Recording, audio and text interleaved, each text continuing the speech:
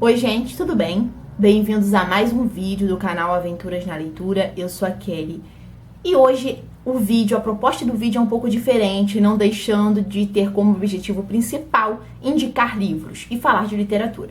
Existe uma frase que nós historiadores sempre falamos, que é a definição de história, né? Pura e simplesmente ali para todo mundo entender que história é estudar o passado para a gente entender o presente e muitas vezes idealizar o futuro. Esse conceito é de Heródoto e ele diz justamente isso. Eu aprendi isso durante a minha faculdade de história inteira e eu trago muito isso pro meu dia a dia, né? Como a gente entender o presente.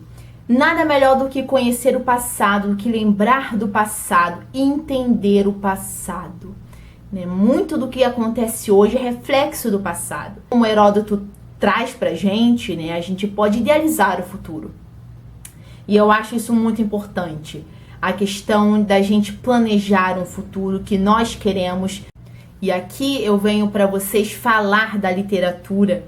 E eu digo que não é possível a gente falar de literatura sem fazer do ato de ler, sem fazer dos livros, da literatura, um ato político, né? E a gente ouve muito isso por aí, né? A gente consegue entender tanto, mas tanto do passado e do presente também através da literatura, né? Através, muitas vezes, de distopias, a gente consegue fazer reflexões. E por falar nisso, então eu aproveitei e já peguei aqui na estante, estavam próximos, 2 livrinhos que sempre que a gente conversa sobre isso, sempre que eu converso sobre essa questão de política, literatura e política que andam de mãos dadas, que ler é um ato político, eu sempre indico esses 2 livros.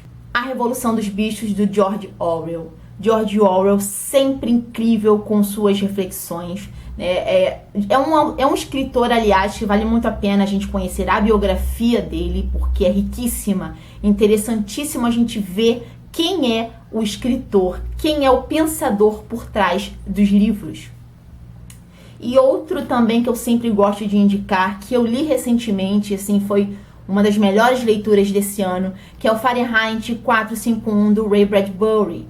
E aqui a gente tem ficção científica, distopia, e eu acho muito interessante como esses tipos de literatura têm o poder de fazer a gente fingir que está falando do futuro, né? Vamos imaginar um futuro distante através dessas histórias que nos são apresentadas, mas na realidade a gente está atacando, a gente está cutucando o presente. E isso é incrível. A literatura é incrível pelo poder que ela tem de fazer isso. Basta a gente saber interpretar. E aí eu entro naquela questão, né, de que, gente, simplesmente você pegar um livro, abri-lo e ler, você está exercendo o ato de ler, mas você está exercendo a função da leitura. A gente tem aí uma grande diferença. São 2 pontos que parecem ser iguais, que parecem ser parecidos, isso foi ótimo, mas enfim, que a gente pode pensar que são parecidos, mas não são. O ato de ler é você abrir um livro e ler por si só, assim, ler, simplesmente ler, e você entender o que as palavras ali te dizem diretamente. Agora, a função da leitura, você exercer essa função da leitura, é você compreender o que a história traz para você ali nas entrelinhas, sabe? É você ir além, é você interpretar além do que o livro simplesmente traz para você. Todo escritor vai deixar mensagens para você, seja de maneira direta, seja nas entrelinhas, né? Então a gente tem que absorver bastante isso.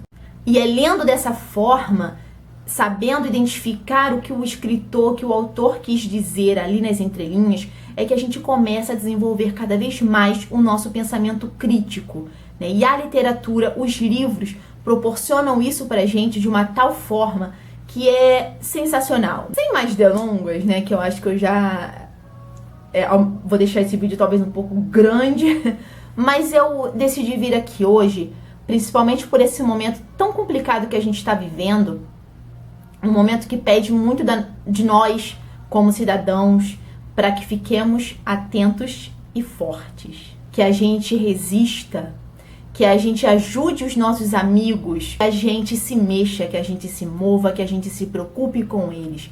Então, pensando um pouco nisso tudo que eu falei aqui brevemente, ou não no vídeo até agora, eu trouxe para vocês 5 livros para a gente refletir a história do nosso país.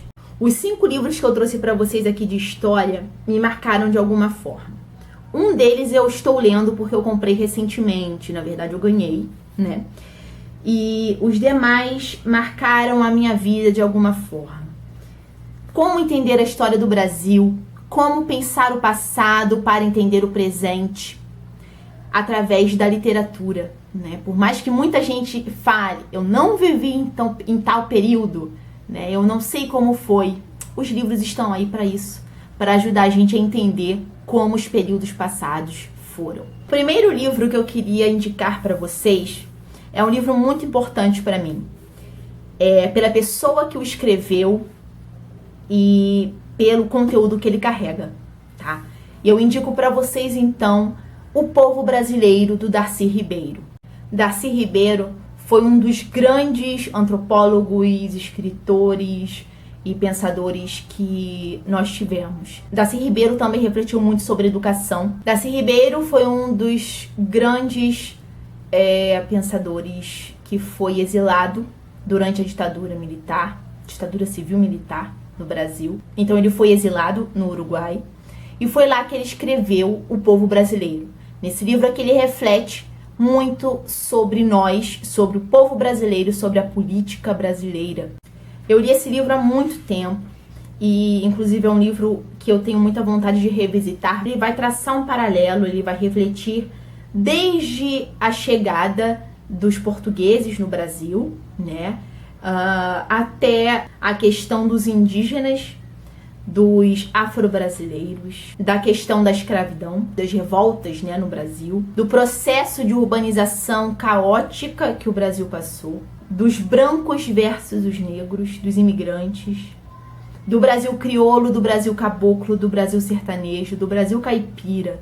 É um livro onde ele reflete o processo de criação do Brasil através do sangue do negro, do sangue do índio, do indígena, e que através de todo o sofrimento que nós tivemos no decorrer da nossa história, o nosso povo foi criado, né? Então, é um livro que faz você refletir muito. E eu acho um livro extremamente necessário para qualquer momento, mas que faz, com certeza, você analisar o passado e ver que muitas coisas que acontecem hoje aconteceram lá atrás. A próxima indicação de livro para a gente entender o nosso país é um livro mais didático, né? Então eu acho que, inclusive, é uma leitura de fácil compreensão.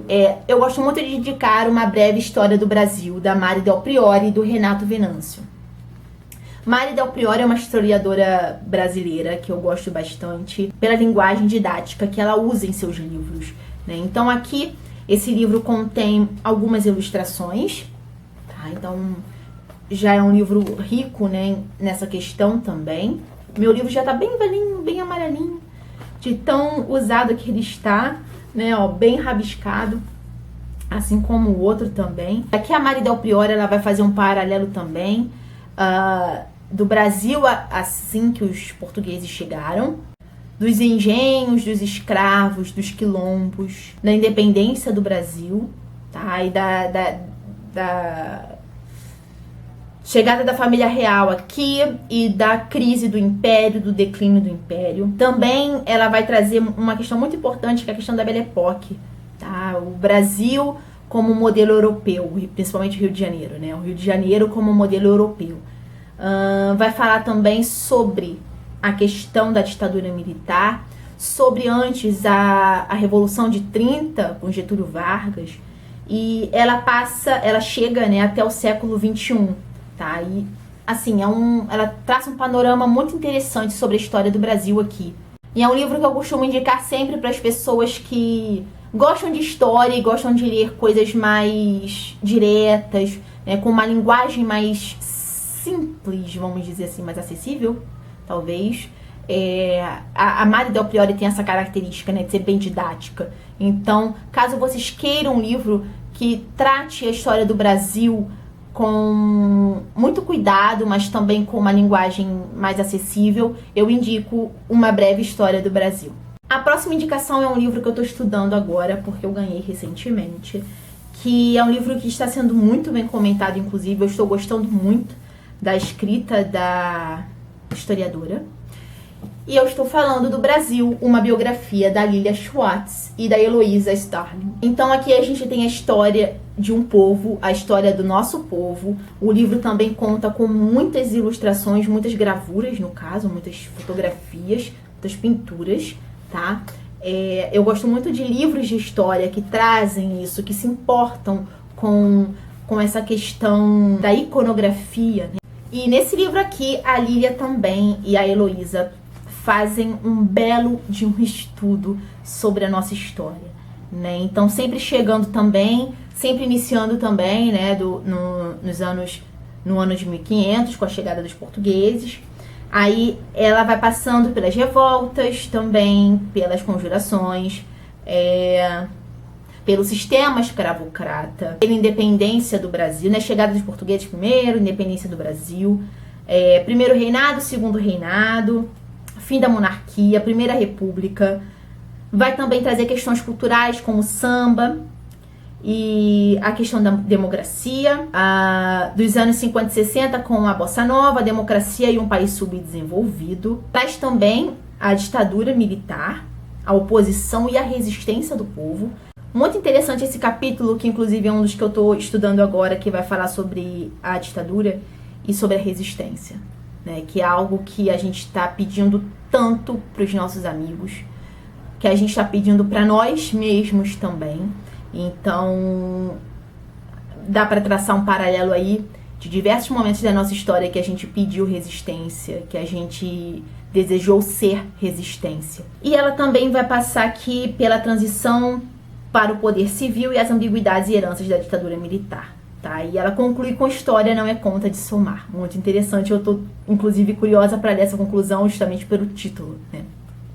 Então é um livro riquíssimo que também demanda calma para você ler, não é um livro que você carrega na bolsa para você ler no ônibus, é um livro de estudo e eu deixo ele sempre aqui na minha escrivaninha, inclusive hoje tirei um tempinho para estudar essa parte da ditadura aqui.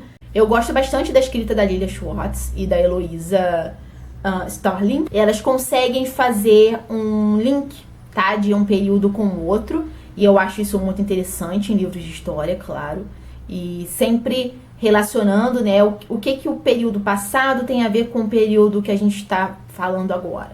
Então é bem interessante. O próximo livro eu usei muito na minha faculdade de história, muito, e inclusive para estudar para concurso também, que é o História do Brasil, do Boris Fausto.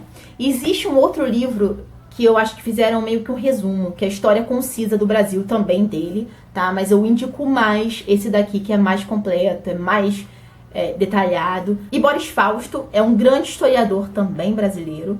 Esse livro vai contar também com fotos e ilustrações, tá?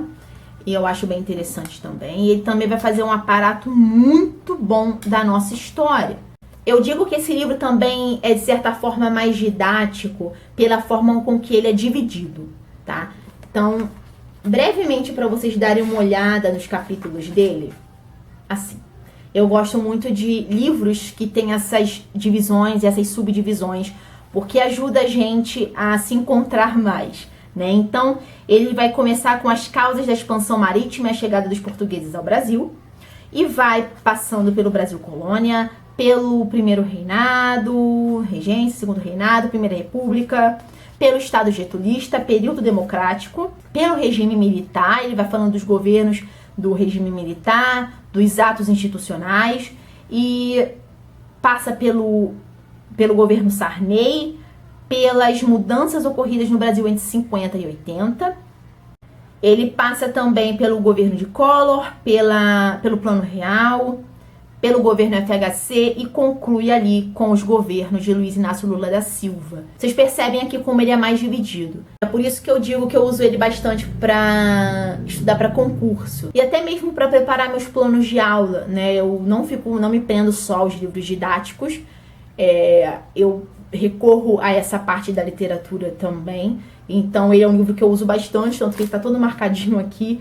Eu uso bastante para fazer meus planejamentos de aula. O último livro, a última indicação, eu acho que é uma das mais importantes, que é sempre muito cobrado em vestibular, em concurso, e que todo mundo deveria ler, tá? E a última indicação é O Casagrande Senzala, do grande Gilberto Freire. Gilberto Freire, sociólogo, historiador, antropólogo. Gilberto Freire aqui, ele traça o Brasil por meio de alguns grupos, determinados grupos da nossa sociedade. Esse livro foi publicado, se eu não me engano, em 1933, uma época de mudanças no Brasil. O Brasil tinha acabado aí de passar pela Revolução de 30, com Getúlio Vargas, e eu acho que foi bem interessante, inclusive, esse livro ser publicado nesse período. Diferente dos demais livros que eu indiquei para vocês, esse livro tem apenas 5 capítulos. Mas são aqueles 5 capítulos que fazem você pensar bastante do Brasil olhando por um viés, que é o viés do negro. E eu acho muito interessante. Além do negro, ele vai falar aqui do indígena também. Então, são 5 capítulos. O primeiro, características gerais da colonização portuguesa do Brasil. Formação de uma sociedade agrária, escravocrata e híbrida. Esse primeiro capítulo é muito interessante, tá? Ele já de cara você já aprende muita coisa com o Gilberto Freire aqui e suas reflexões. E ele segue com o indígena na formação da família brasileira, o colonizador português, antecedentes e predisposições. E o 4º e o 5º capítulo que fala sobre o negro. Então, o escravo negro na vida sexual e de família do brasileiro. E a continuação dessa parte vem no capítulo 5. Então, é um livro também que não é de carregar na bolsa. É um livro que você precisa estudar, analisar e anotar e rabiscar e pesquisar além também, porque a escrita do Gilberto Freire não é muito simples, não é muito didática. Tá? Então, vai exigir um esforço a mais do leitor, de quem está pesquisando, de quem está estudando, mas é um livro importantíssimo. E aqui o Gilberto Freire vai destacar a importância do negro para a nossa cultura, para a nossa sociedade, para a formação do povo brasileiro. É um livro incrível. Como eu disse, talvez você vá precisar ir além, buscar fora do livro, pela linguagem também do Gilberto Freire, né? Enfim. Mas leiam, sabe? Não tenham medo de encarar Casagrande Senzala, leiam. Inclusive, mais um livro que eu preciso revisitar, porque esse livro não foi um livro que eu li por completo, eu li fragmentos, eu li, se eu não me engano, 2 capítulos dele todo e fragmentos dos demais. Então, ele estava, inclusive, ali na minha estante. Quando eu escolhi os livros para gravar, eu imediatamente lembrei dele. Eu lembrei que eu preciso revisitá-lo. E é isso, né? Pra gente entender mais e melhor a nossa história. Eu espero que a minha discussão aqui tenha sido válida e que vocês reflitam nessa questão da importância da história na nossa vida. História com H maiúsculo, que se mistura com a história com H minúsculo, que está dentro da literatura, né? E que a gente tem muito a aprender com os livros. E nunca esqueçamos que ler é um ato político. Então, esse vídeo aqui eu vou acabar inserindo a hashtag proposta pela Tailândia do Despindo Histórias, que é o Booktubers pela Democracia. E é isso, gente. Vou terminar o vídeo logo, porque eu acredito que ele tenha ficado enorme. Mas a gente edita, a gente corta uma coisa ou outra. Espero que vocês tenham gostado. Não esqueçam de curtir, se inscrever no canal, me acompanhar nas redes sociais. A gente se vê então no próximo vídeo. Até lá. Tchau, tchau.